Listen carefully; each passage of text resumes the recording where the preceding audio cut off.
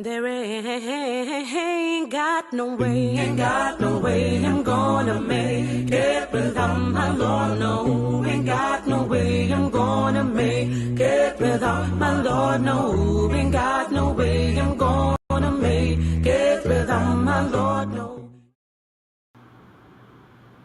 So, welcome to this edition of Breaking Out of Depression. I am your host, Brother Andy Charles, and also my co host, Gabriella, is here with us live in the studios.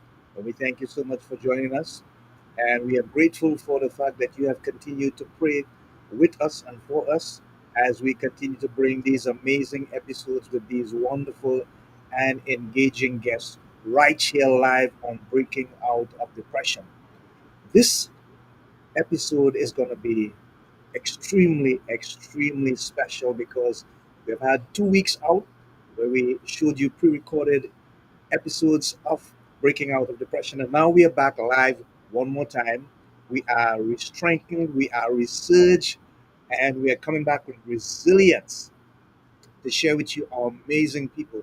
For those of you who are going to be live now and those who are going to be seeing this in a while from now, when you see the recorded stream going on the different platforms, we thank you for your continued commitment and helping us to build this amazing community with this amazing platform. This episode is entitled Ultra Conscious Living and Learning with Daphne Michaels. And guess what? She's already in studio, guys, waiting with anticipation and a bated breath just to get on and share her amazing story and expertise with you guys. So, without further ado, let's just approach the Creator and give Him thanks for this opportunity, and then we will dive into um, a change version of breaking out of depression so that we can accommodate our guests. So, Gracie Vincent is on already. She says, pleasant good evening to Brother Andy and Sister Gabriella and your co host. Okay, so that would include my guest as well and Brother Dex in the background. So, let's go to God in a word of prayer.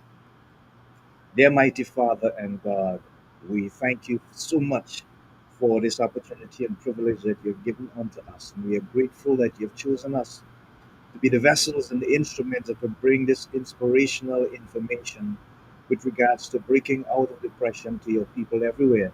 And whosoever may join us on this platform now and in the future. We thank you for the life that you have given unto us, our families, for good health and strength, and the ability to live and move and have our being, and just be grateful unto you, God, so that we can come together on this stage at this time and present the information to your people according to your will and to your word.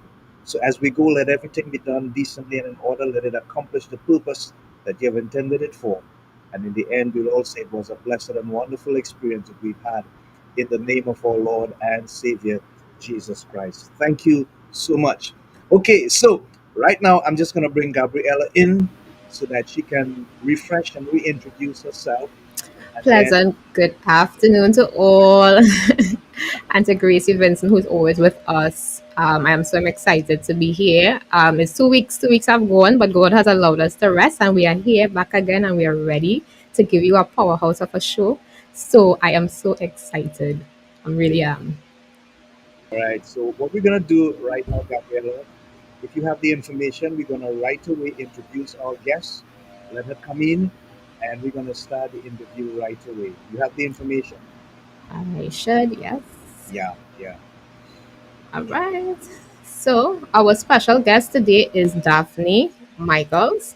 She is a world renowned human potential expert and ultra consciousness facilitator who brings decades of conscious leadership to helping others reach elevated consciousness in daily life through energetic insights, tools, and practices. Her lifelong journey to understand the depth and complexity of the human psyche has included formal education in behavioral science and integral psychology, a personal exploration of her spiritual life, and a profound examination of human energetic anatomy.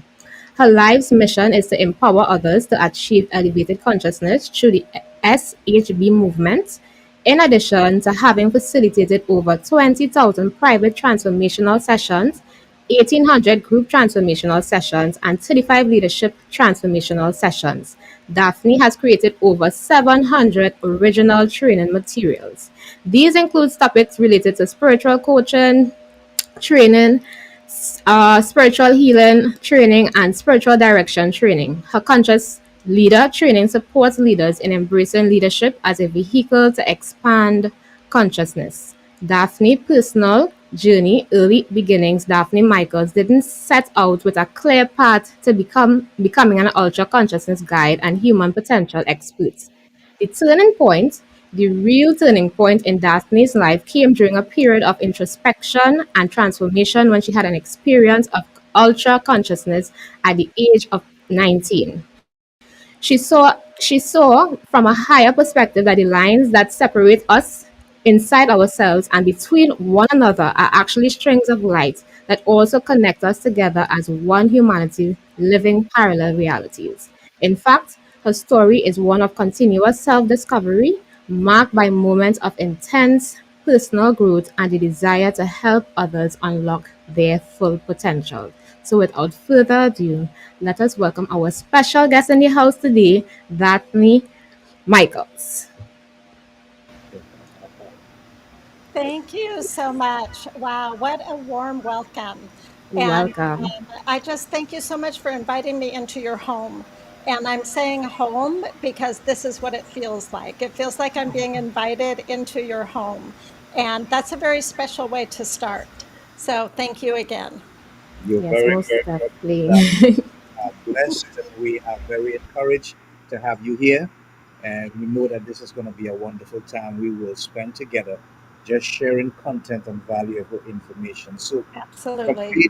lady to lady, I will give Gabriella the first run at welcoming Daphne home and making her more comfortable so she can produce good content for our viewers. Thank you so much, Andy and Daphne. Thank you so much for joining us today. And Ogo, I love your smile. Thank you so Likewise. much. Thank you so much. So let us get the ball rolling. So Daphne, you have such a powerful, unique journey from behavioral science to spiritual exploration. What initially drew you to explore human consciousness and at such a deep level? So my journey was actually the opposite. It started with an experience of human consciousness and Mhm. then trying to figure out my path forward. That led me to behavioral science. Right. Okay. Awesome. And can you tell us about the HSB movement? Can you tell us more about it and what kind of transformation did you get and offer from that actual movement? Yeah, absolutely. So, just kind of giving you a little bit more detail in terms of my own journey. Yeah. As you mentioned in the introduction, I had a very powerful awakening when I was 19 years old. Yes. And through this awakening, I realized that there is so much more to life than where we get trapped in our daily lives. In, um, feeling that we're stuck or feeling that we're limited or Yeah. even depressed. I mean, this is breaking out of depression. So, so I think a lot of people are living with some level of depression. And at 19, something shifted in me. And I thought, oh, there's another way to live. Mm. And everything opened up at that point. Yeah. So, trying to find my way through that experience into a normal life, per se, that was the challenge because at 19, where do you go to work when you have this kind of Yes. experience? Yeah. Yes. And where do you go to help? Right? Mm. I mean, like where's the place? Where do you go to school? Mhm. So I started off on a path, and the closest thing that I could find was to go into psychology. Mhm. And so I went into psychology and I became a psychotherapist and I Oh. worked in mainstream medicine, which was great because I have a very strong background in psychology from a mainstream medicine, behavioral science kind of perspective. and I even worked with addictions. But what I found is that the healing never happened there. Yeah. The healing always happened in the person's spirit. Mm. And that is just the way it is, period. You cannot go get healed. You have to shift something inside yourself, and that starts the healing. Yeah. Wow. Thank you so So, much. Yeah. yeah, yeah. So that just started a really big journey. I wanted to understand what this meant from a scientific standpoint, because now if you're talking about spirituality, you're talking about spiritual healing, you're now outside of the realm of psychotherapy, Yeah. right? In fact, in fact, there is a line in psychotherapy generally that says if you're a clinical psychotherapist, you really can't talk about those things because now you're not within the container of clinical support. Yeah. So then my journey expanded out of that, and and so I started studying at a different level, at a doctoral level actually, to try to figure out, okay, what territory am I in then, right? If I'm not in a psychological framework completely, um, but I'm also not, I have no interest in being a guru or anything like that, right? Like, okay, so what is this? Where do I position myself to support people? So that just kind of evolved into me being a teacher. And so basically, what I did was I had an institute for about 20 years where I would bring groups of people into my institute for a year-long program, and we would dive very deeply into their process of healing and evolution of consciousness, because both of these things are the same thing. They're the same thing. The healing that we do at a deep level is also evolving our consciousness. Mm. So, so that became fascinating. And what I was seeing, because I was still working clinically with some people, but I was also doing this very expanded framework that was outside of that paradigm where we were just working with quantum mechanics. You know, quantum mechanics says that basically there's a way that our psyche comes together: mind, body, spirit, dreams, um, that makes sense like a puzzle, Yeah. and that we have to integrate. We have to integrate at a very deep level to reach our human potential. So I started working in both realms, and I could see how people that stayed within a clinical framework really had a more difficult time. People who worked in an energetic or a spiritual framework, they accelerated in in their consciousness. They would have awakenings, you know, realizations, insights, ahas.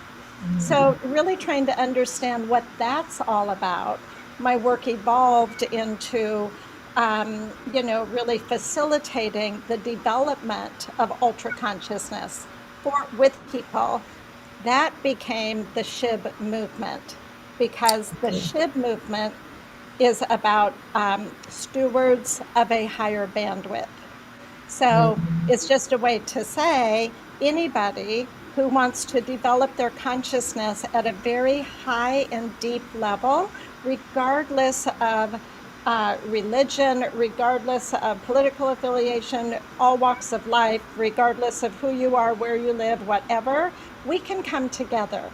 Because ultimately, the evolution of consciousness leads to unity consciousness.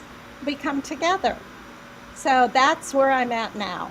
I'm really motivated to help people come out of the limitations Yeah. and into the expansion of what we can do individually and together as we evolve.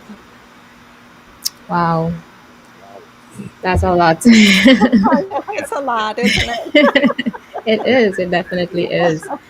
And someone who feels stuck, if you were to advise someone who is in a constant cycle of depression or fog, feeling, burnt out or all these things, how does ultra consciousness really offer them that experience compared to the traditional coping tools that you would normally usually dispense? How does the ultra consciousness differ? Okay, so this is going to be a lot too. Yeah, we will take it in. It's a lot, right? It's a lot. Yes. It's a big conversation. Yes. First of all, I would say that there are different levels of depression. So, if we're talking about a very serious clinical depression, then I Yeah. always tell people work with a professional, Mhm. right? Work Mm-hmm. with a professional, a clinical doctor, whatever, Yeah. get that kind of support. Even if you do ultra consciousness work or spiritual work, if the depression is severe, it is very dangerous to try to treat it on your own. Yeah. Right? There's a lot of chemistry involved, and we just want to make sure, I want to make sure that everybody understands that if it's a true clinical depression, that does belong in the realm of being medically treated, or at least medically followed. Yeah. Okay. Mm-hmm. Now, the other level of depression, which is really about a depressed spirit, Mm. Wow. right? Right? Like literally contracted, depressed, weighted on top of weight, where the spirit of the person cannot get through. That's another issue. And that's where I work. And that's where you work, I would imagine, right? To free the spirit. And so, from my model, which is, you know, all of these models, whatever they are, they're all kind of saying the same thing on one level. It's just different language, right? So I'll speak it in my language, Mm-hmm. which is that from a quantum mechanics level, because we're working with energetics, so we're working with frequency and Yeah. vibration. And I cannot tell you how excited I am here to be able to talk about this, because 20 years ago, nobody knew what this was. But now people are like, oh, yeah, vibration, frequency, isn't it Yes. cool? We're like, yes, this is exactly where we need to talk. Right. So, from that level, we're not solid beings. We're not solid beings. We are energy fields. Okay, so the denser our energy, the less flow we're going to get through our bodies, through our minds, through our emotions, and the less movement we're going to get in our life. So we have to have flow. Whenever there is a blocked or undeveloped pathways in our psyche, that's where the development comes through, right? We have to look at development because sometimes trauma will block us, right? Or just life will block us. Yeah. But more often than that, we just haven't developed what we need to develop inside ourselves to live at a higher level. So, the way that this model helps people get unstuck is by helping them elevate their mind, their thinking, their consciousness, and the flow in their life so they can get some traction. And from that traction, they can begin to look at their lives from a higher perspective and say, okay, what are the issues here? Why am I living a depressed life? And where can I start pushing my life forward so that I can get flow, so that I can get action, activity, movement. And with the movement, we gain momentum. Mm. And with the momentum, we move toward transformation. Wow.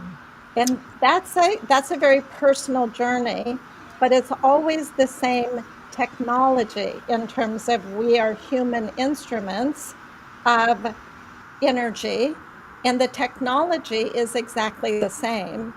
Our journey is really different. Mm. Mm-hmm. Wow. Wow. That's okay. So I'm beginning to think that we are going back to school here, Daphne. Yeah, we are. We are. She's really giving us some information here. So Dr. Charles is on and he has two comments. So Dexter, put up the first one and let us get a reaction from Daphne. So the first one says, what's been spoken of with respect to quantum reality deals with the frequency of biresonance or bioresonance of all materials, including cellular matter. As a result, this will affect the emotional and mental states through awareness. Your comments, Daphne, and then I'll give you the other one that he put up. Yeah. So, is this a question for me to answer? No, it's a comment that he made. I just want your response on it. So yes, I agree. Anthony, I agree. I agree with you. And the way that I would say this is that, yes, I mean, obviously, Anthony, you're in the exploration of quantum reality, which is amazing. And I'm so happy because I think every single person on this planet should be in the exploration of quantum reality. As it becomes more um, uh, common to talk about it from a scientific perspective, we also, those of us who really understand that it goes beyond science and it moves into understanding our own spirit and our own spiritual development, and we do consider frequencies and bioresonance of all materials, including cellular matter. Let me just bring this into a practical example. Mm-hmm. A lot of times people can walk into a room and feel the vibration. They can feel the vibe. We'll just Yeah. say feel the vibe. Yeah. Um, if there was a lot of, let's say, um, uh, trauma or something like that that happened in that space, it's very likely that the material in that space is going to carry that vibration. Mm. Right? That's why healers go into spaces and they shift the energy in the space. There's a lot of healers right now that will do that. So energy healers will, because of this issue, because of bioresonance. Another example on the other side is that we always feel good when we're in nature. So we have cellular material, cellular matter all around us, solid material that is uh, putting off a frequency that supports our spirit. Mm-hmm. So that's an example of quantum reality. And all quantum reality means is something smaller than we can see. Mm-hmm. So we can't see it with our regular eyes, but as our consciousness develops, we begin to perceive it. Yeah. And we begin to perceive quantum reality because we know how we feel. So when we go into nature, we automatically feel like this because of the bioresonance. Okay. Wow. Mm. So, okay, so we have a roll here. He has another one, and it says, what she's speaking of on a physical level directly affects the mitochondria of the cell through the quantum frequency field. I am lost there, trust me. Okay. Okay. Science. All right. Thank you, Anthony. Yes. Do you want me to explain this? Yes, Please. yes, explain it with us, please. Yeah. Okay. I So was what saying is for our audience as well, so that they get clear understanding of what this really means. yes, exactly. So what this really means is that, you've probably heard of the term life force, Yes. right? People say increase your life force. They also may say increase your chi. Mm-hmm. They also might say increase your prana, right? Mm-hmm. It's all talking about the same thing. Now, this is super interesting because when we're talking about energy on this level, we're talking about life-giving energy. Okay? So think about this. If you are in the middle of the city, and let's say you walk out of your hotel and there's a lot of pollution, and you take a deep breath in, is that air filled with life force or not? Wow. Probably not, No. Yeah. right? Because it's contaminated. Yeah. So Yeah. the prana, the chi, the life force is not in that air so much. Okay? Go to the mountains where the air is very fresh.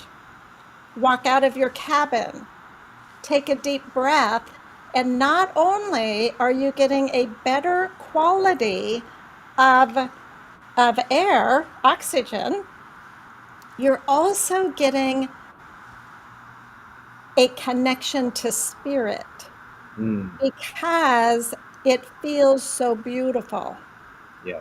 right? So it's not just air, it's a living experience of connection. Yeah. Right? Okay. So whenever we're talking about life force, we're not just talking about something that is devoid of humanity or devoid of the magic of the universe. We're talking about something that carries our spirit. Yeah. The mitochondria is the cellular activity that sparks inside our cells that keeps us vital. Right.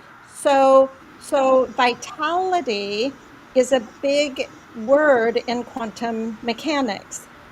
And same thing with flow. What is flowing through our body? What's flowing is vitality. And the vitality is more than just electricity, it is our living spirit. Okay. Okay. So what Anthony is talking about is that when we work energetically, when we start tapping into higher vibrations, like being out in nature, that is resetting our mitochondria in every cell of our body to wake up a little more, to allow our spirit to be more present in our body. Okay. Wow.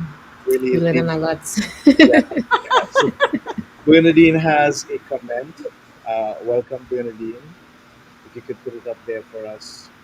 Right. She says, "Good night, everyone. Very interesting and deep program. I'd love to seek some comments from her later on because we always admire her wisdom." Right, Oh, Gabriella? Yes, very Right. correct. So I'm going to hand Daphne back over to you, and after that, we're going to have the thought of the week. No problem. All right, so Daphne, let's dive a little more deeper. Um, how does how does unresolved energetic tension with anybody contribute to mental health struggles like depression, and how can one begin to release that tension? Wow, it's a good question. so it's a great question. I think it's a great question. Yeah. So, you know, there are so many ways to heal from depression. Well, let me put it this way. Mm-hmm.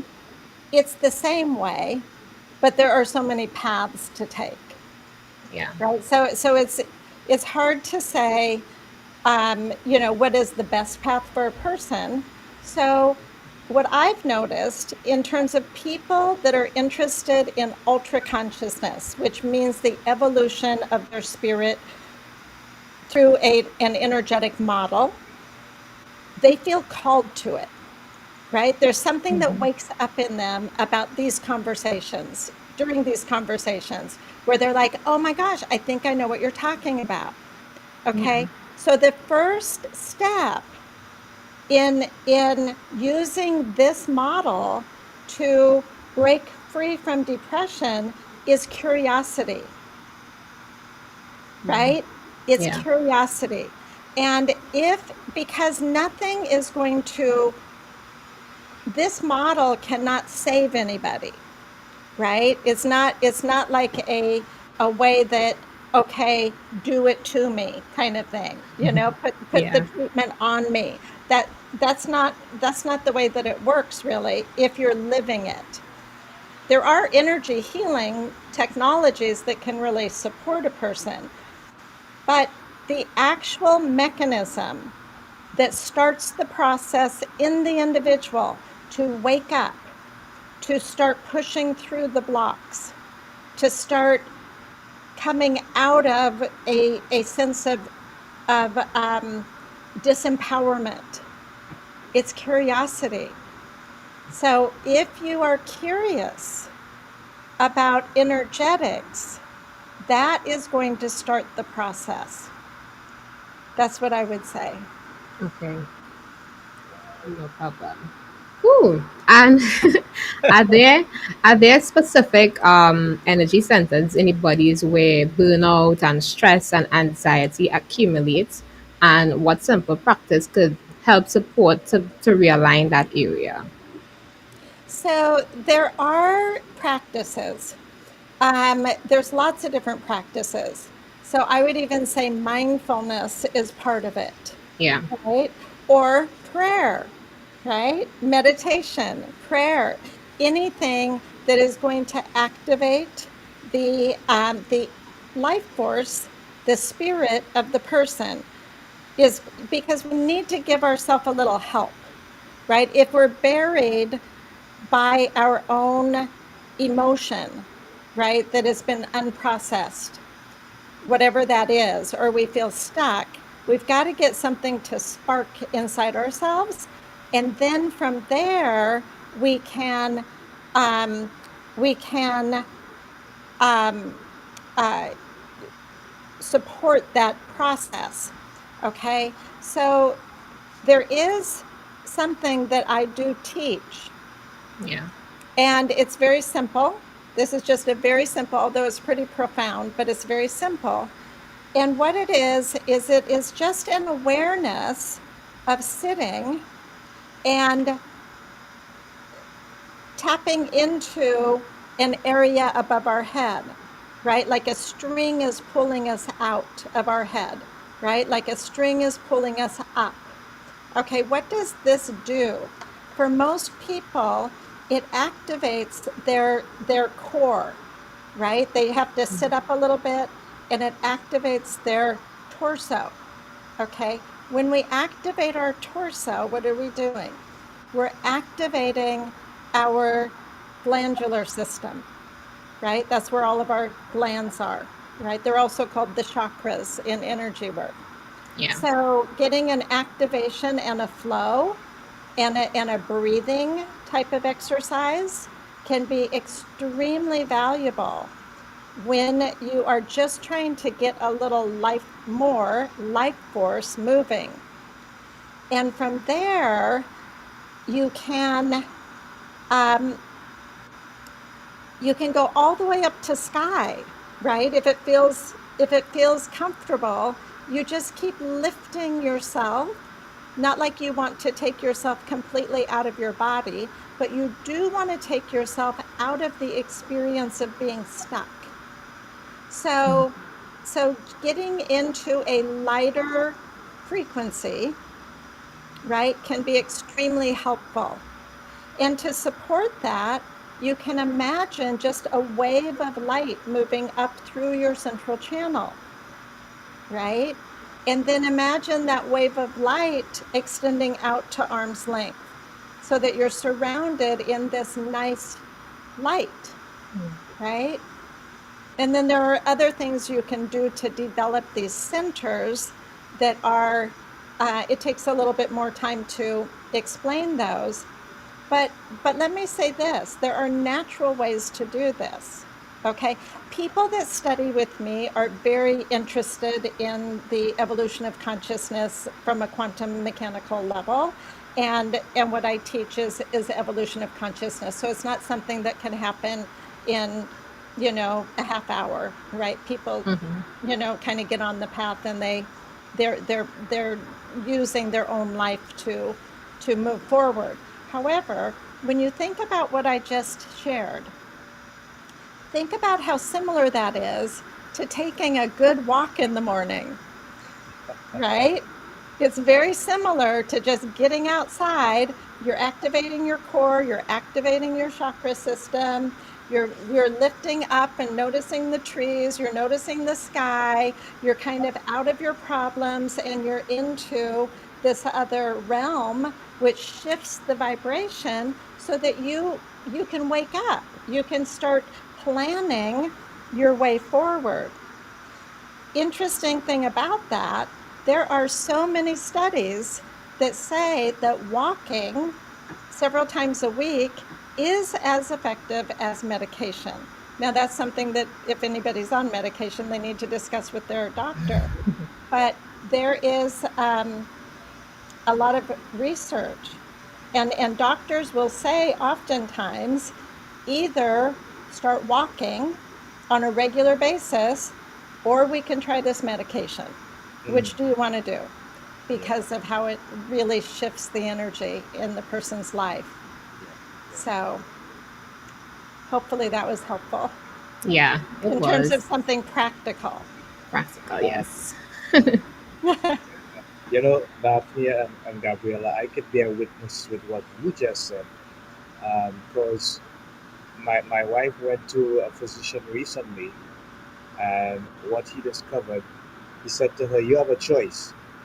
You can either go on this exercise regimen, or I can give you medication." And she Mm. quickly responded, "The exercise regimen. I Exercise. will do whatever it takes. If I had to get up early or whatever it takes, I am gonna do it and get it done." So yeah, I support that. I fully endorse that. I understand the power of that. And yeah, the research is there, but also the practical experience as well. Thank you so much. So now, Dex, give us the thought of the week. Let's get a little breather here for Daphne. She's been sharing so much nuggets. Okay, great. When we surrender to life, it rewards us with tokens of hope and memories of resilience. So let me repeat that. Thought of the week. When we surrender to life, it rewards us with tokens of hope and memories of resilience. Sometimes we try to fight life too much. You can't fight it because it's a force all of its own. So you have to manage yourself within it and take the tokens of hope that it gives you, and always remember it can give you memories of resilience. In other words, the ability to just bounce back again and again and again. Okay, so we have a comment by Gracie. Thank you, Dex, for the thought of the week. Let's put it up. She says, she means as a diabetic, I walk a lot and I does feel really good. All right. So again, yeah, again, we have evidence supporting what Daphne is alluding to. So, back to you, Gabriella.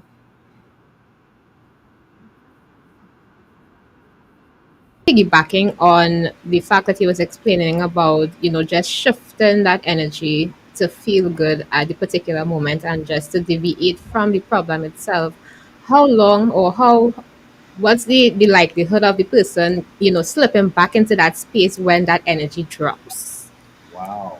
Yeah, That's a really great question. yes, it is. So you're asking how long does the energy stay Yeah, when you do the exercise and when does it drop?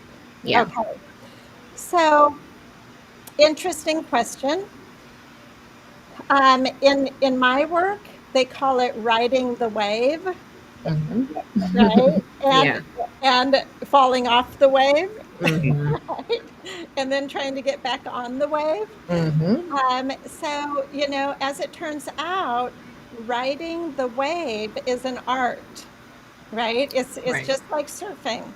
And the thing is that when we build the vibration in our body over time, and we do this through our energetic exercises, like I just talked about, literal energetic exercises to get the energy of the body vibrating at a higher frequency. And we do this through processing emotion, that needs to be processed, because unprocessed emotion is going to weigh us down, right? So the thing about processing emotions is that as we work energetically, we're no longer processing emotions in the old way. And you can probably relate to this on your own path, because what happens is that we can shift from deep grief to feeling good in a matter of hours through energetic processes, whereas it may take 6 months in a psychotherapeutic on a psychotherapeutic journey, right? Because energetics are so fast. Yeah. Okay, they're so fast in terms of being able to process things. Okay, so we get right with our spirit, we get right with our physical body, we get right with our heart or our emotions, and then we have to get right with our mind, because our mind is going to take us back down. If we run into a situation in life and we get discouraged, that mental talk is actually what takes us back down. So it's not a matter of getting pumped up by the energy, like we're pumped up like a balloon and then it just kind of dissipates. It's more like we're pumped up, and then we have to be responsible with the way we manage our own emotions and the way we manage our own thoughts in order to stay on that higher frequency. And that's the journey. That is the journey. And so there's ways that we learn how to become masters at that journey. For instance, if we go out there into the world and we're just like on a wave, we're in the flow, things are happening, we're actually magnetizing things to us, it's just going fantastic. And then we have a situation where it just puts us down, right? Somebody rains on our parade, right? It's just like, oh my gosh, you just, you're raining on my parade, right? In that moment, if we cannot hold our energy in this higher place because we just got rained on, then we need to get to a safe place where we can recover. Right? So where is that safe place? So it's some kind of sanctuary environment, because of what we talked about earlier. It's some place that is safe. So either it's with a friend or with a loved one or somebody that understands us, or an actual location, a place, a home, or some place where we cannot let our mind turn against us because we had this experience, but we can say, what can I learn from this experience? That was a situation where I was so on top of it, and then I went down in a heartbeat. So what can I learn? And so, part of it is the lesson that Andy, you just talked about. How do I surrender to that? How do I surrender to my higher frequency? Right? Not going down. How do I surrender up?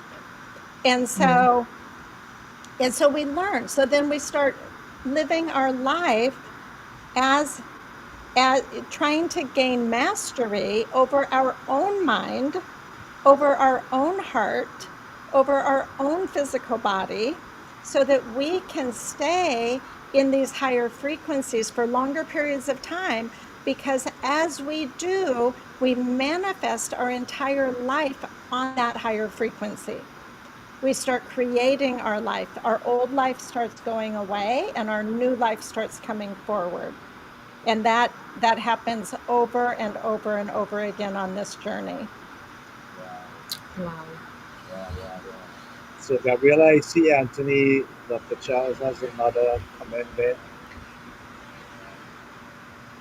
Right. So he's given us flow F frequency, Flow. L light, O Oh, Wellness girls. and W Wisdom. Wow. Wow. Anthony gets Anthony it. continues. Anthony gets it. He gets it. All right. Yeah. Okay. Okay. We all gonna get it. We just have to Oh, get you it. have it. I can see energetically. So I know that both of you already have it. It's just a All right. different language. Yes. It's just in a different language in truth. It's another language, right? Which is beautiful. I love it. Yeah. Love it. This is Um, truly amazing. Yeah, Gabs, go ahead. right. So I just want to piggyback again. When it came to, well, initially you talked about, the fact that person needs to be curious. What is the role does self-awareness play in this capacity of a person knowing their own energetic blueprint, in the sense that somebody who might be burnt out, who might be anxious, who might be depressed, might have a different self-awareness and a compass to work with? What role does self-awareness play in not just healing them, but allowing them to prevent them from reaching back into that place of overwhelm or emotional spirals? So, okay, so this is interesting because self-awareness is awareness of self, correct? Yeah. Okay. So, if somebody is in a place where they are stuck and they know they're not thriving, put it this way, they're not happy with their life, they're not happy with their situation, they're not happy with themselves, they just feel like things aren't working for them. Yeah. Okay. The place that self awareness comes in, being aware of self, is in those two places. What am I thinking? And what am I feeling? Okay, let me be aware. Let me stop. What am I thinking? And what am I feeling? Because we have to create a portal with our mind into a better place. And if our mind keeps telling us, I'm stuck, this is never going to change, this is awful, this isn't going to change, this is really bad, I really don't like this, da da da da da da da, those words vibrate. Yeah. They have a frequency and they're going to keep us exactly right there. Same thing with our heart. If we're mad, if we are angry, if we hold grudges, if we are locked into judgment, that vibrates. That's a vibration. So we're actually keeping ourselves stuck. And in psychology, there is a word for that mechanism. And that mechanism inside of us is called our ego. And while the ego can be great at a higher vibration, it can destroy us at a lower vibration. So at this type of stuckness, this type of being stuck in life is perpetuated by our own mind and our own heart. And we feel victimized by others, but they're not doing it. We're doing it to ourselves. So that's where self-awareness, when we have to say, oh my gosh, I'm keeping myself stuck because I'm being stubborn, Yes. right? My thoughts and my judgments and my toxic thinking and um, the way that I'm gossiping or I'm just perpetuating it, and the way that I'm saying awful things about this group or that group or whatever, I'm toxifying my own consciousness. Right? When we figure that out, it's like, oh my gosh, the only way I'm going to get out of this is up, Yeah. raising my frequency. So, however, let me say one more thing about this, because what Sure. you said was through self-awareness. Okay? Yeah. There's a whole nother level to this, and that's the ultra consciousness.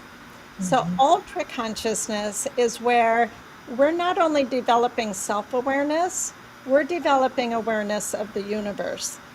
And so that's a whole different level of tapping into our higher self, something that is tapped into a higher intelligence, right? And, a lot of people call that God. So, Yeah. so that's beyond self-awareness. That's like, oh my gosh, there's this whole other level that is supporting us in being well. Wow. So much things running through my mind. Easy, guys. So Go easy. um s- some of the words that stuck with me there is humility, Mm-hmm. um being responsible for our actions and the words that we put. I know a lot of times, well, in our lingua and in our language, they say be careful of the words you put into the atmosphere. Yeah. And it really is signifying and explaining what you are saying, because a lot of times what we feed into the atmosphere, it actually is like the atmosphere is alive, and what you say it becomes. So if Yes, you continue to speak negatively over situations, over your thoughts, the way you process things, then it becomes your reality. And I could understand how you're saying that your persons might be in this state where they feel like they are victimized because nothing is happening, but it's really you putting yourself into that space sometimes, right? And it also piggybacks on Anthony Charles when we had him like 2 weeks ago, 3 weeks ago, Yeah. and he spoke about when he was going through his depressed state. He reached to that point where he realized that it was beyond him, and I think that will go into the ultra consciousness. It was beyond him. He tried everything, but Yeah. he came to that spot where he realized that it was beyond him right now, and he needed to just surrender himself. And that is how he reached out to God, and God was the one who was able to take him out of that depressive state. So I'm Yeah. really understanding it now from the scientific part and the psychological part and the clinical sections. well, You that's go, girl. that's the You really exciting break thing it down. about it, Yeah. right? Yeah. That's the exciting thing about it, Yeah. because it's exactly where science and spirituality come together, Yeah. Collide. Yeah. right? That's the exciting thing, because when you think of it this way, and when we're looking at it from an energetic standpoint, okay, energy that you can't see but we know is there because we experience it, because emotion is an energy. We can't see emotion, so what is it? It's an energy, Yeah. right? So when we understand that it takes one string of light to shift our reality, just one string, if we can hold on to and find one string of hope, right, that you might call it, one string of potential, one string, one small opening of possibility, and we say yes to that, we've just shifted our reality.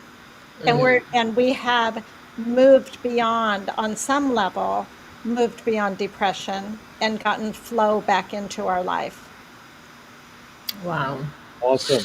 Awesome. Just awesome. Just awesome. So, Anthony has taken the spotlight again. Um, Gabriella, you go ahead. All right. So Anthony is saying that the quantum is the elemental explanation of the spiritual. Hmm. And then he said, well said, Gabrielle.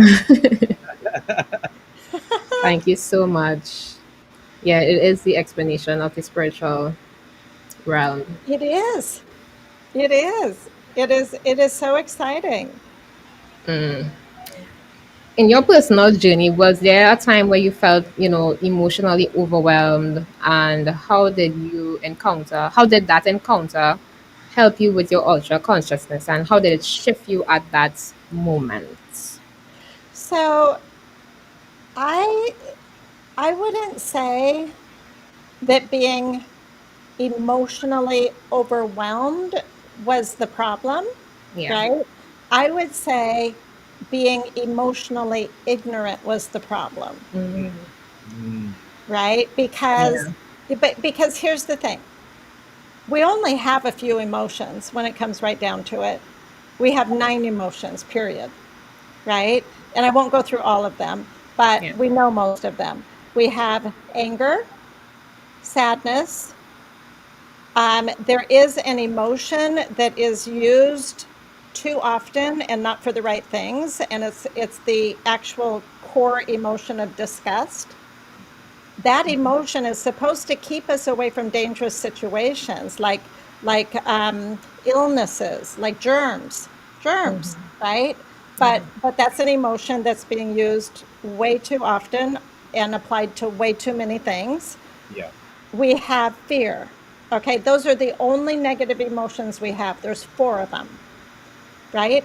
And they run our life. Okay, so we have 4 positive emotions. We have joy, delight, humor, and and well, we get into serenity, right? The higher emotions. All right. All of these emotions work together to help us learn things, right? So if we were just in a Zen state all the time, we're not going to evolve because there's no reason to evolve, right? We have to learn, we have to learn life's lessons. Okay, so once we understand that those emotions are there to help us stay on our path, if we get angry about something, maybe we need to stay away from that thing, right? If we're sad, maybe we're discovering the depth of our own psyche, right? If we're fearful, maybe we don't have the tools we need to succeed in life, right? So all of the emotions aren't bad. They're just misunderstood and they're misused. Once we understand that, we can start building our experience of the higher emotions. And the higher emotions, like delight or bliss, we can train ourselves. We can go out into the sun, and rather than saying, oh yeah, beautiful day, wonderful day, we can say, let me feel this. Let me feel this delight. Let me feel this joy. Let me feel, right? Because all of the emotions originate in our stomach and our heart, right? We only have a small area that we feel it all, and then it radiates through our life.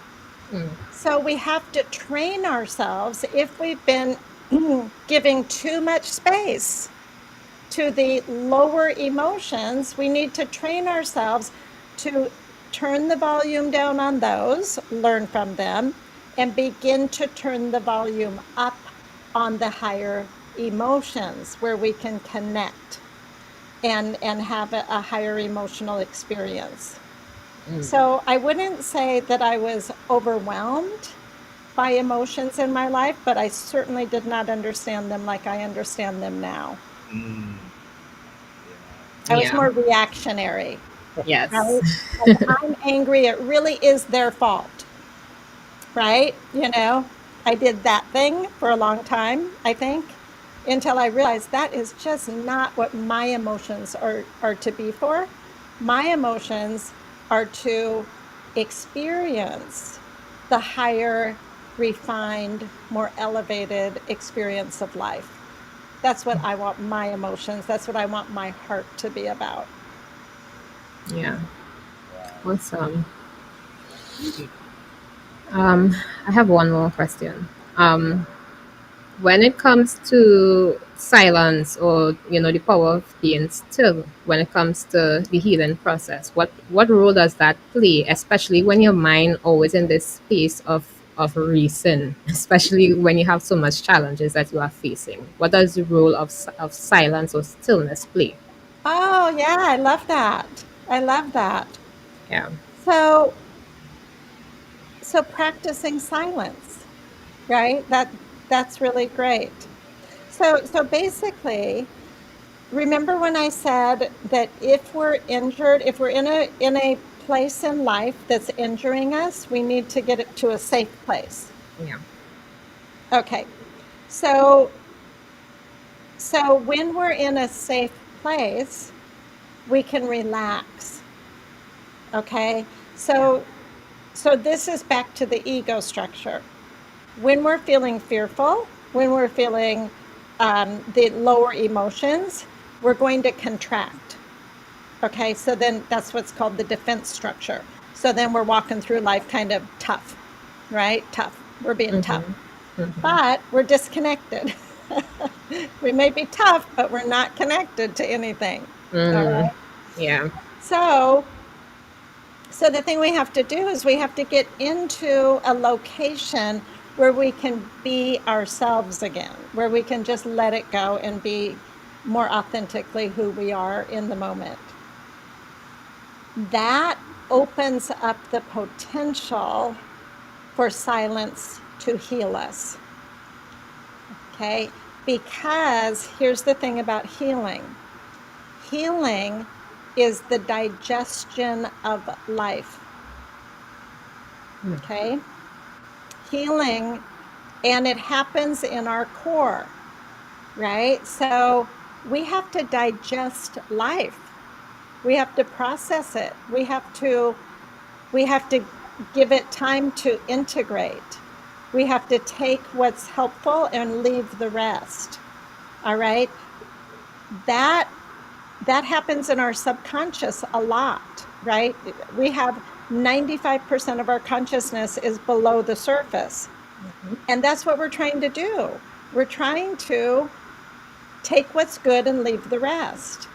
But because so much of the bad it's overflowing into our consciousness, we don't even have a chance.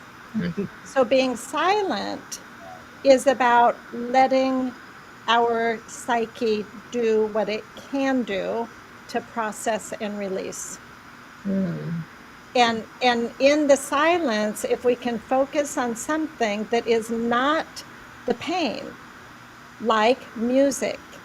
I mean, we're silent, but maybe there's music in the background, or maybe there's a candle, or maybe the sun is streaming in. If we can focus on the higher vibration in the silence, that gives our psyche, our subconscious, time to move, time to, sort things through. And we don't even need to know what it is. It's just doing what it naturally does, which is healing. Yeah. Awesome. The scripture Awesome. that's coming to my head, Andy, to be still and know that I am God. uh, Oh, that's what's coming to mind. Moses. Yeah, that's in Yeah. Exodus 14. Yeah. So here's the thing, Bernadine S. Woods. All right, Gabriella, you go ahead. I'm staying out of this. I'm staying out of this. Oh Lord. Wow. Information for everyday life and everyday situations. Knowledge is power. Without it, we would be responsible for keeping ourselves stuck and going around in circles. I hope all who are tuned in receive this priceless information. Awesome, awesome, awesome, awesome. Yeah. Thank you, Bernadine. That's wonderful to hear. Wonderful to hear. Yeah, just little things can open up. Like I said, one little string of a insight can change Yeah. our lives if we let it. Yes, Yeah. yeah. So I'm reminded of something that I heard about an individual who came from the Middle East, and he was about, I think, 95 years of age. But he was not the normal 95 years of age. He didn't appear to have any physical restrictions or limitations. He was very lucid and open in his thought and quite amicable and amiable, that kind of open and simple person. And someone was interviewing him and asking him, so, how did you manage to live like this for so long? And he replied, well, through my everyday pursuit of life, I try to avoid arguments. If someone thinks that they are right, I say, fine, you're right. If someone thinks that they are wrong, I say, fine, you're wrong. And the person who's doing the interview says, that's it? He said, yes, I just stay away from arguments and keep my peace. And he said, well, no, there's no way that could be it's got to be more than that. And he kept silent. The 95-year-old guy kept silent. And the interviewer kept beating up himself. And then when he couldn't get a response, he said, well, tell me, is there something more? He said, no, there's nothing more, but you just proved my theory to be correct. Because what I told you was my solution for being this healthy for so long at 95. You insisted that it was something more. And I leave you to that because those things are what causes us to age faster than anything else in this life. Wow. Yeah. Basically, that was the end of the interview. So, I mean, it's just amazing perspective that people have, and it's just so much more refreshing when you can avoid all those negative things from entering into your space. And as you said, Daphne, always seek to take you emotionally and spiritually to a higher level. Yes, It that's makes the direction. yes, wow, Yep. wonderful. So we have to release Daphne now, um, but we're gonna continue. And Daphne, I'm gonna make contact with your assistant, and Wonderful. we're gonna get this information across to you guys, edited version, so you can put on your platforms and share it with your people as well. Absolutely. Right, and we're gonna stream it on other platforms as well when we do our bit. Great. Thank So you so much, Andy and Gabriella. This yeah, has been a wonderful connection. You're and most welcome. Really appreciate it. we love you and we thank you so much for being with us. Yes. Thank you. You're Same welcome. here. Okay, Bye okay, bye. yeah, Bye. awesome, awesome, awesome, awesome. So Gabriella, what we're gonna do now is I'm gonna play that spotlight Hmm. video, and I'm gonna ask Dexter to line it up.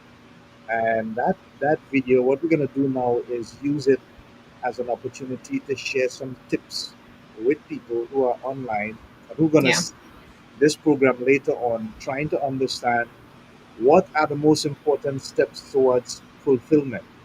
And that is going to align itself with all that we had just spoken. To put it into perspective, when I did this interview with Dr. Stem, and she's a world leader in terms of human behavior and psychology, and she deals with progressive information with regards to how people can be resilient and bounce back.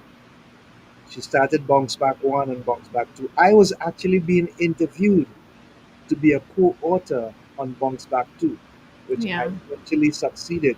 Thank God, to God be the glory. And it gave me the opportunity to understand how expansive we can become. And I did not doubt for a moment that I was going to be successful. Mm. And because of God's mercy and favor, we are now in a partnership. And that book went on Amazon and became a number one bestseller. So I get the audits and the applause as well because Yes. I authored part of the book with her. So I want Dexter to put up that interview that I had with her, or in part of it really, that focuses on three aspects. And I see something coming up on the chat here. It says, can you highlight the video again? Okay. What I'm going to do is, if I can get it from here, I'm going to try to play it. But in the meantime, Gabriella, just kind of go back and focus on some of the things that came out of the interview we had with Daphne so that I can get, let's just be sure that I have this lined up as well. You can share with the audience while I sort of fine tune this video. No problem.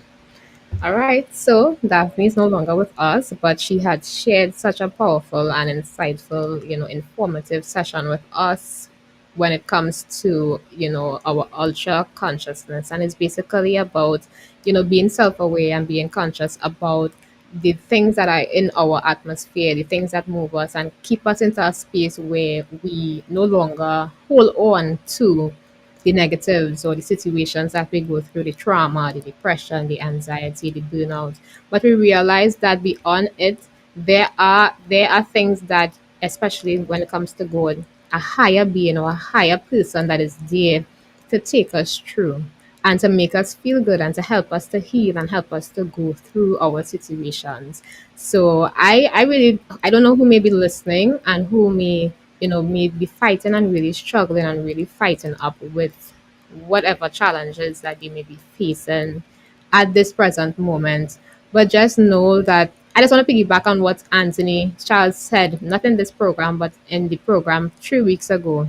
He said, that normally we use the term, we let go and we let God. And usually that's a term that we might say is a cliche. That's not so easy to do. We mean let go and let God. But he was a living testimony of letting go and letting God have that control in his life, have control to say, what, yes, I'm going through this situation and I need to realize that right now I'm at that state where it is enveloping me so much that I don't know if to turn left, if to turn right, if to look up, look down. But my encouragement to you today is to let go. Surrender yourself to God. Surrender your situation to God and allow Him to see you through. And I promise you and I assure you that He will take you through that situation. So that's my encouragement. Be able to speak life, speak positively into your situations. Yes, you may not see it right now or understand it or feel like, oh my God, I've seen the end of the tunnel. But the more you speak into that atmosphere and the more that the energy, that positive energy that you put into the atmosphere, it becomes your reality. So that's my encouragement to anyone who might be listening right now. Yeah, this is really, really, really awesome, Gabriella. Yeah. Uh, Gracie Vincent says very informative program, and I see the video lined up there. So, folks, just listen to the information shared here by yours truly, according to Dexter, the man in the mirror, and then And Gabriella it and I does. will just do a little breakdown after of the video. So, go ahead, Dex. Great answer.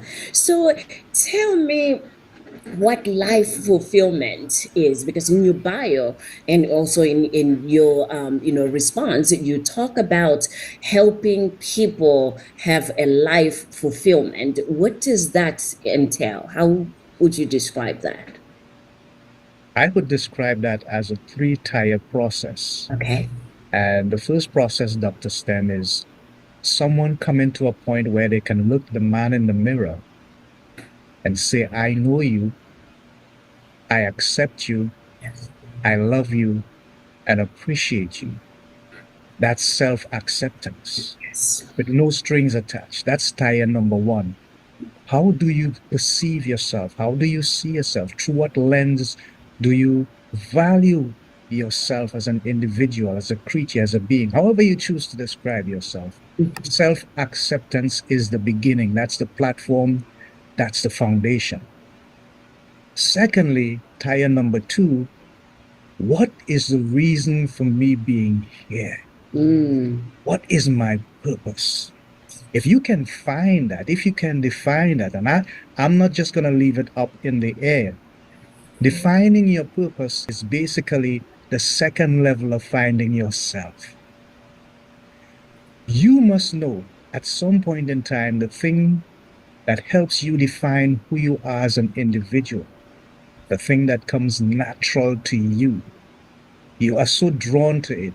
You can resonate with it. It becomes so secondhand. You go to sleep and it bothers you. You get up in the morning and it's with you. It may be being a musician. It may be being a sportsman. It may be being a politician, a lawyer, an accountant. I don't know. Yeah. But we oftentimes find it even in the most unusual and unexpected places. But it's there within us because we're born for a definitive and genuine purpose. Yes. Find that. And thirdly, find yourself in a relationship with a supreme being. I don't care what you call that supreme being, because you have to understand we are three tiers. We are body, soul, and spirit. You have to holistically find a way to come to terms with each department of yourself as an individual. Okay, okay, okay. Yours truly. That was me there, just trying to share some of my expertise and experience with Dr. STEM, and it paid off in volume. So, Gabriella, just unravel what you believe or think I was alluding to with those three steps to personal fulfillment. Yeah. So those 3 tiers that you spoke about, the first tier I think is a lot is this place where persons are stuck the most. Mm-hmm. When I interact with persons, a lot of times when you ask, "Who am I?" Mm-hmm. they can't answer. They Wow. might say, "Well, I'm a counselor, I'm a technician, I'm a wife, I'm this." They tell you their roles, but if you ask them who they are, what are their core values and these kind of things, they can't answer. And Yeah. I think it's that space there is the heaviest part to uncover and unravel. Mm-hmm. Facing yourself in the mirror, because you don't know, when you face yourself in the mirror and sitting with yourself, that's actually putting yourself into this space where you might become uncomfortable. Uh-huh. Yeah. And that is sometimes that's a space that no one wants to feel. Nobody wants to feel uncomfortable, so they might avoid. A Yeah. lot of persons avoid that section because they might be like, "Oh, well, I'm big. I have some more faults. I am not perfect," and they start to speak into this in this negative way. So sometimes they just don't look at the mirror. I had an encounter with one of my clients the other day, and asking her to look at herself in the mirror and describe who she is and say who she was. She didn't Mm-hmm. even want to look at the mirror. And this is just to show you how a lot of persons, they don't even know who they are. They are not self-aware. And it's not that, it's just not a space where you're thinking that, I want to encourage them. It's not a space for you to think that you are failing, but it's a place for you to become honest with yourself. It's a space for growth, a space for clarity, and everything is not going to just come all in one gush and be like, "Okay, I'm self-aware." It will take time. It is a process. So I say self-awareness is not a destination, it is a process. And it begins with you being honest with yourself.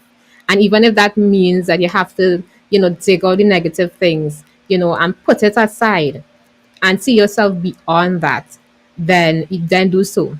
Be able to name the hurts, name the things that are causing you to feel a particular way, and start giving yourself a little more grace. Sometimes we just be too hard on ourselves.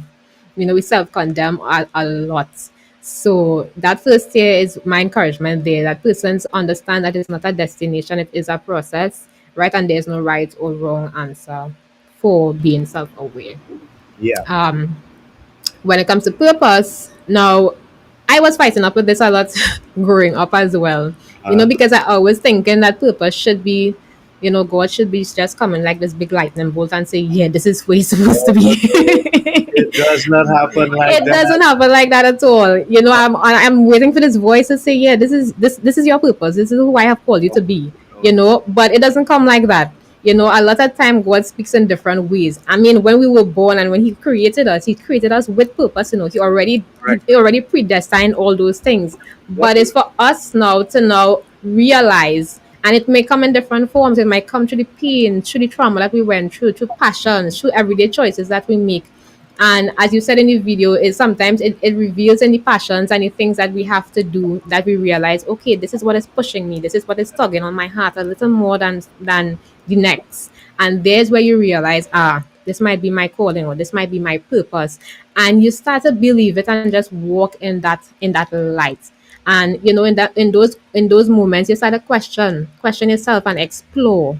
It's not going to be something that is going to be all knowing and be like, "Oh my God," but you will start noticing the signs, right? And you would start noticing what drives you, what pushes you into that place where you might fall asleep and you'll be like, "This thing on my mind, that client, yeah," and you realize, okay, this might be my calling, this might be my purpose, and you just walk in that. And lastly, when it comes to the relationship with the supreme being, in our case, Christ, right? Having God at the center of it all is there's no greater joy and no greater feeling than having God in the center of it, because having that relationship is not just about a belief system, but it is a lifeline. in the sense that God, God helps us to see our situations through His eyes, because He has graced us with so many things. He has walked us through with our storms, in those quiet moments, and having God at the center of it all helps us in our situation to realize that we are not alone. We do have to go through it alone. And there's someone who's there who is walking with us and will walk us through it. And the word through there means that is a movement. It's not something that's going to be stuck. You're not going to be here in this place forever. He's going to take you to the end of that road. So, yeah, I would say these three things are really the steps that you need to take in terms of being self fulfilled and being fulfilled in this life, understanding who you are, understanding your purpose, and having God at the center. Those three, you would be unstoppable. Yeah, and so many people miss out, I think, on life because they search for fulfillment outside of those three. Yep. And what they do is they hoard things sometimes, or they are constantly going back in the past and having regrets. Yeah. And Daphne spoke about that at length. Yeah. So, one of the ways in which we can actually become fulfilled is to remember that as long as we engage in the present moments of our lives, and that is why the thought of the week, I chose this for this particular program. Yeah. We have to understand that life, in itself, Gabriella, is a flow. You can't stop that flow. There's nobody on this planet that can stop that flow. When God Yeah. sets things into motion, you could jump high, jump low, sideways, do what you want. It's going to happen. But what He has done is that He has given us the tools to manage ourselves, not to manage life. Yeah. He manages life, Yep. His throne on high. What we Hmm. have to do is manage ourselves through the lives that He has given unto us.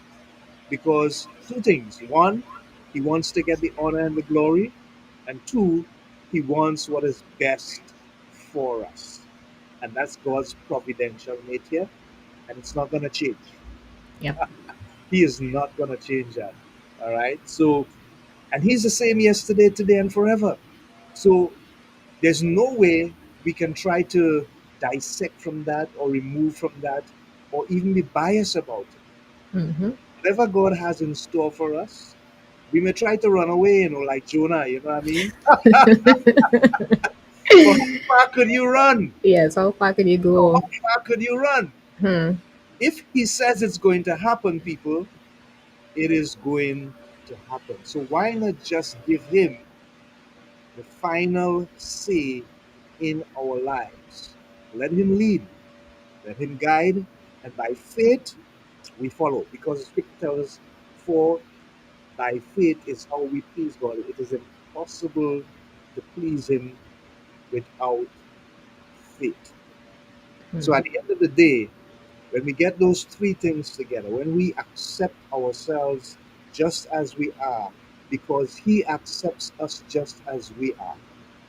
Secondly, when we find that particular thing that makes us feel as though our lives are worth it, that very purpose that we were created for, we all were created to do and become something. What is that? Find that.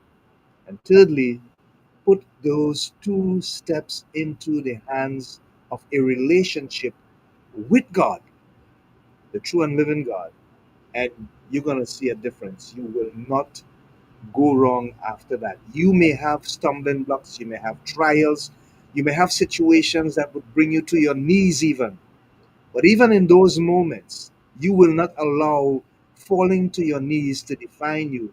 You will quickly bounce back because you remember and recognize who is in charge, who has the final say, who's responsible for your destiny, and in whose hands your life lies. Yeah, amazing stuff. So now I have a community moment that I just want to share with you guys. And these are, well, there are three things that I really want to make mention. I'm going to put it up on the screen here. And it is the Let me get full screen. So we have the Point 14 Church of Christ inviting men to an island-wide men's fellowship seminar, and the theme is the church in Trinidad and Tobago post COVID-19. The speakers are Travel Emmanuel, Stephen Barrow, and Mahesh Bisundat. And that's going to be on June 19th, 2025, God's willing. That's Labor Day, the holiday, beginning at 9 a.m. Yeah, it's at 43 Bryce Road, Point Fortin, and that's for those who are in Trinidad and Tobago, of course. So put that on your calendar if you haven't before. If you're thinking about doing something on the holiday, you can go down to the Point Fortin Church of Christ, 43 Bryce Road, Point Fortin, and be part of this island-wide men's fellowship seminar. I have to be there. I have to represent my congregation and my people. So I will be there taking in this seminar. Um, there's one other thing that I want to do, and I'm going to share the other aspect of it. Let me see if I can get it now. This is a revival that's coming up. Let me get full screen. So, yeah, the Separia Church of Christ is doing a revival called Restoration, Redemption, and Resurrection from the 27th to the 29th of June 2025, 7 p.m. nightly. And the speakers will be Simeon Mills, Wendell Paris, he is the evangelist there, and Keith Bailey. That's the 27th to the 29th of June 2025, 7 p.m. at the Superior Church of Christ. If you get it on WhatsApp, the location is there, so you won't have a problem finding it. And of course, this is for us who are in Trinidad and Tobago. 7 p.m. nightly, the 27th to the 29th of June 2025. The speakers, Simeon Mills, Wendell Paris, and Keith Bailey. The revival is going to be live. The other thing that I really wanted to share with us is the upcoming Caribbean lectureship that's going to be held in beautiful Barbados. I believe it's from the 13th to the 16th of July 2025. I'm already booked. So who's going to be there? I'm going to be there. And we're going to have a wonderful time as we not only tour the island of Barbados, but make our presence felt as members of the Churches of Christ as we seek to engage with the community there and join each other in sweet fellowship. And the presence of God, of course, helping us to really combine our efforts to make an impact on the people, the community, and the brethren there who will be joining us for this wonderful occasion. The Larmain Church of Christ is going to be doing okay. I wonder if I'm seeing that correctly. Hold on a second there. All right, so it says you are invited to family enhancement workshop, securing the family in times like these. That's from Murchison Alexis, and the date is June the 22nd to the 25th, 2025, time 7 p.m. nightly. And it's a Zoom meeting. The ID is there. That's our brother Murchison Alexis. So all are invited as well. The Laramie Church of Christ will be holding their annual VBS between the dates of 21st to the 25th of July 2025. And we are continued looking for your support and your commitment to help that to become a reality as well. We are fully ahead in terms of our preparation and looking forward to dealing with the young people, the younger ones, generation that's going to take over soon. We're trying to shape their minds and groom their hearts. Understand that without this God that we serve, the future will be impossible. So that's it for us today on this program. Gabriella, any final words before we wrap up? We are at the top of the hour.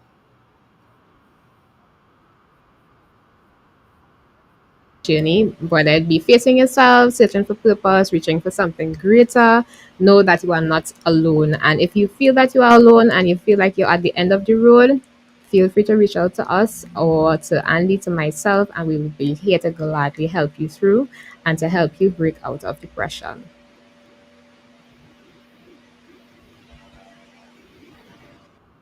Do everything in your power to continue to break out of depression. We love you. Godspeed. God bless. Have a safe and beautiful rest of your evening. Until next time, bye for now. There ain't got no way, ain't got no way I'm gonna make it without my Lord. No, ain't got no way I'm gonna make it without my Lord. No, ain't got no way I'm gonna make it without my Lord. No, ain't got no way I'm gonna make it without my Lord. Trouble in my way, but daily hear me say, ain't got no way, ain't got no way, ain't got no way, ain't got no way. The harvest is plenty, Lord, but the workers are so few. Ain't got no way I'm gonna make it.